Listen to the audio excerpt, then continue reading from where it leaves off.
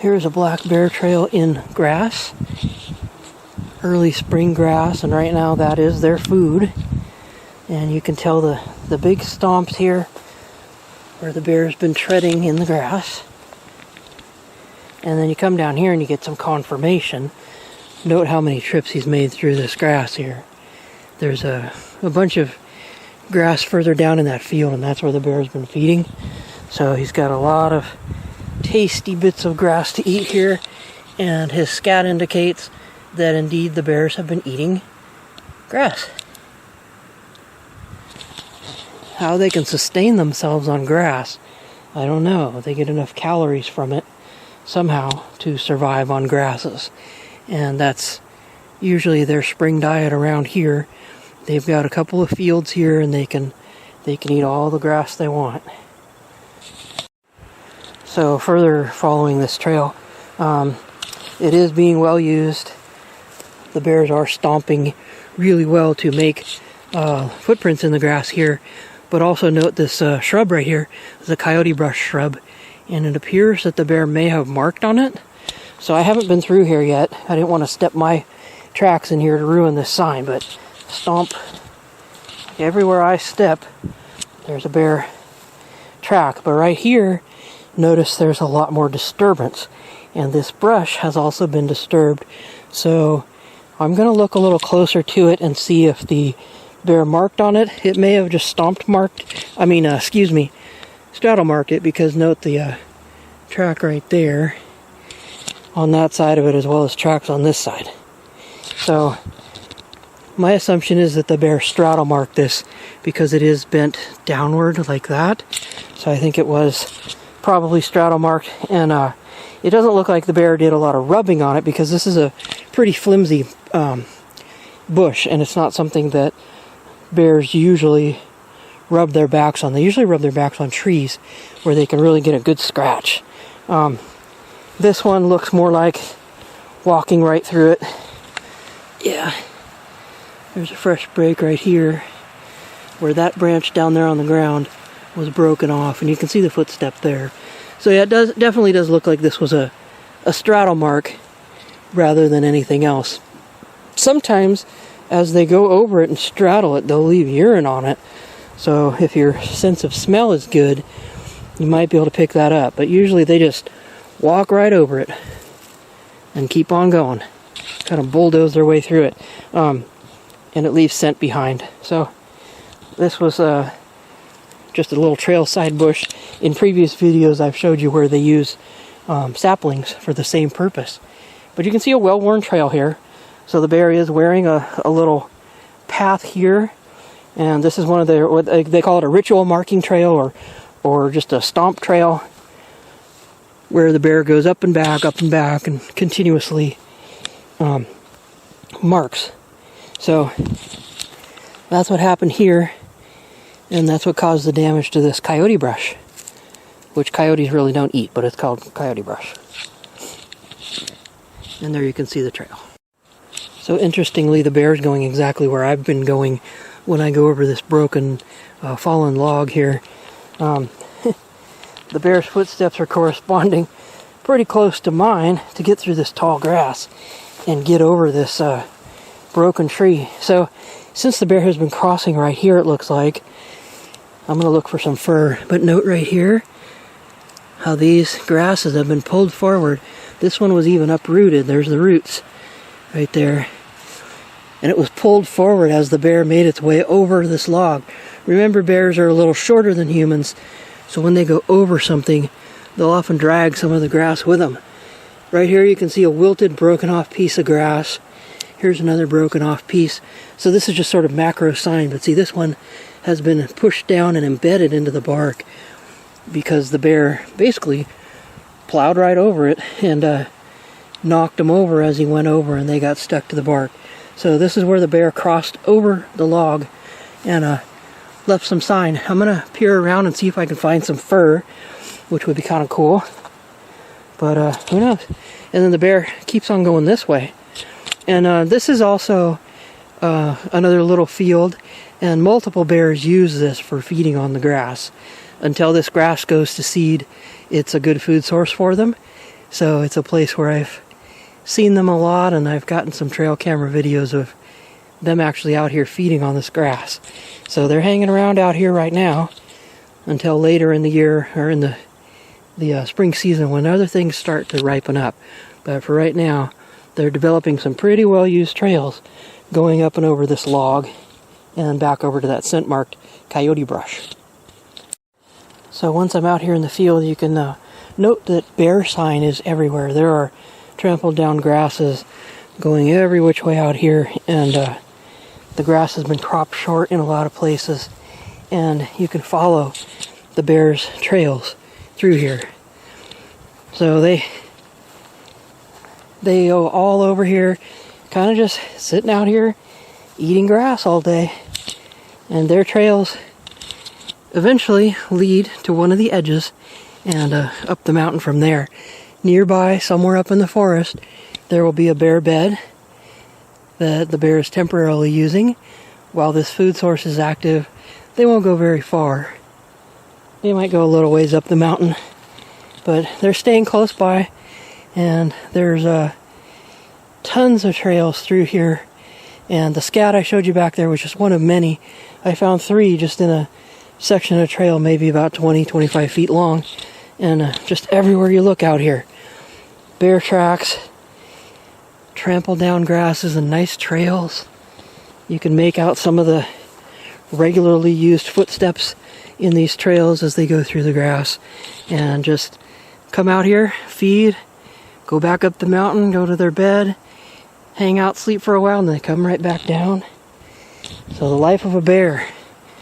And it's the best time of year to be out here tracking bears, because their sign is so obvious and it's everywhere.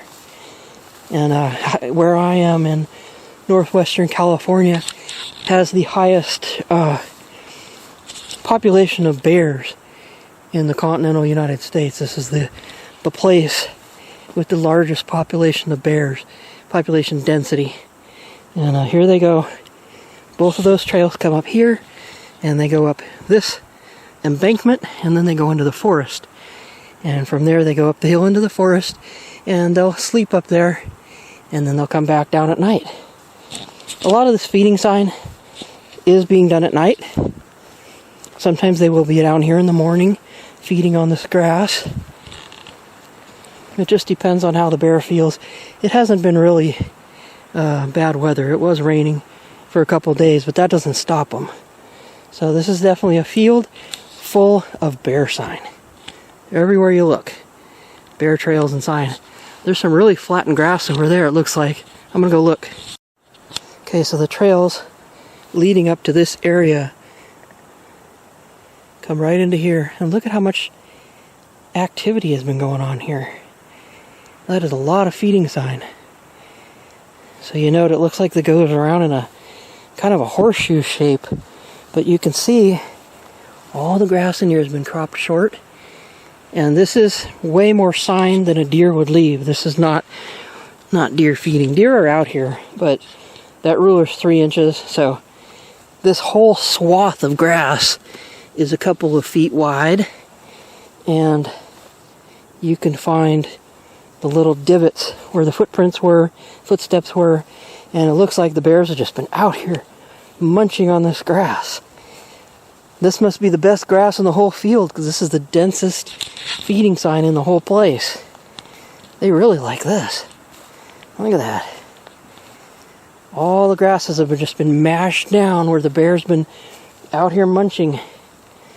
So one of the bears, one of my videos from last season shows one of the cubs being kind of lazy and laying down in the grass and feeding on it.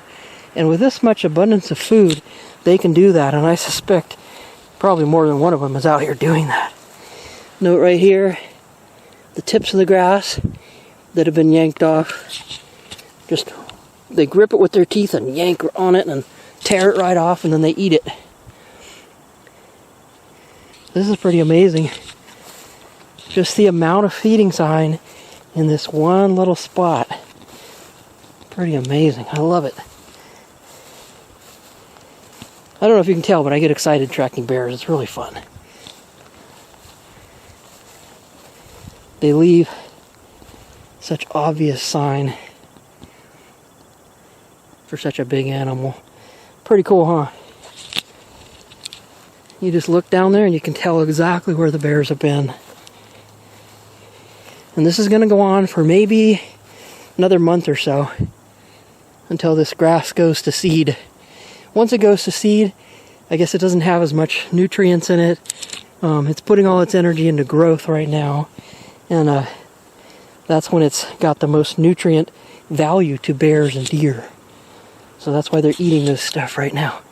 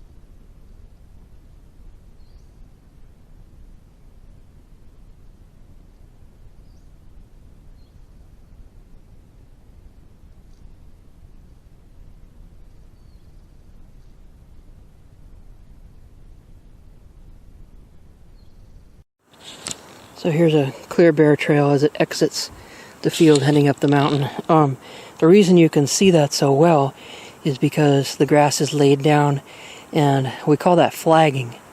It's when all the grasses get laid down in a single direction and they reflect the light differently than the grasses that are standing up.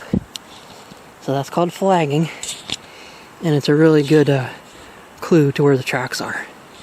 Up here, you can kind of see where the bear went up the hillside right there, behind that tree. There's a lot of mashed down stuff right there. Okay, I'm going under a fallen log here, and there is a bear trail going through here. You can see it going that way, and continuing down here in the grass right there. But look right here, bear fur snagged on there. Bear fur snagged on a branch underneath this fallen tree. Cool, huh?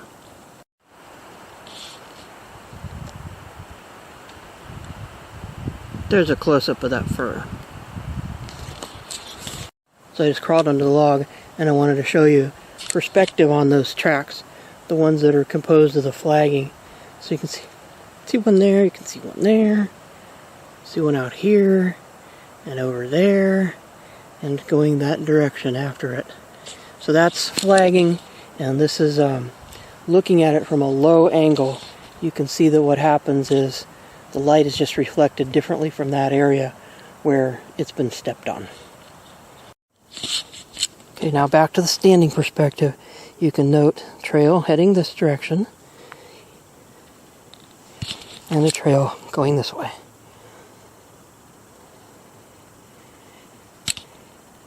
Actually, several trails going this way. So notice the flagging in the grass, where you can pick out trail here, just based on the color change of that grass.